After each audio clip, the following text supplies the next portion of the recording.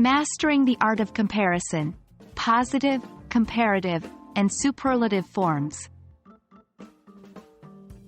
Hello, English learners. Today we're going to dive into the world of adjectives and adverbs, specifically focusing on their positive, comparative, and superlative forms. These forms allow us to express degrees of comparison in English. By the end of this video, you'll be able to use and understand these different forms confidently. So, let's get started.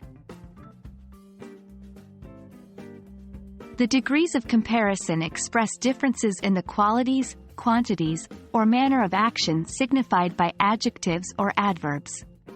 There are 3 degrees of comparison. Positive degree. This is the base form of an adjective or adverb.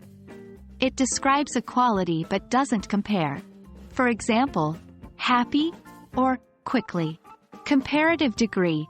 This form compares 2 things, people or states.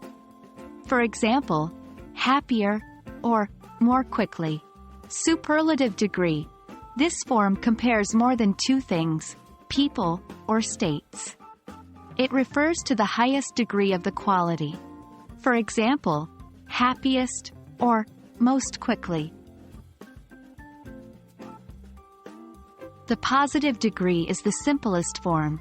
When we talk about a single person or thing, we use the positive degree. It makes a simple statement without making any comparison. Example, he is a fast runner. Here, fast is an adjective in the positive degree.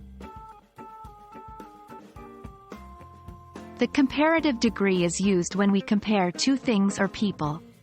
For most one-syllable adjectives, and some 2-syllable adjectives, we add "er". For most adjectives of 2 syllables or more, we use "more" before the adjective. Example, he is faster than me. Here, faster is an adjective in the comparative degree. She is more intelligent than her brother. Here, more intelligent is an adjective in the comparative degree. The superlative degree is used when we compare more than 2 things or people. For most one-syllable adjectives, and some 2-syllable adjectives, we add "est".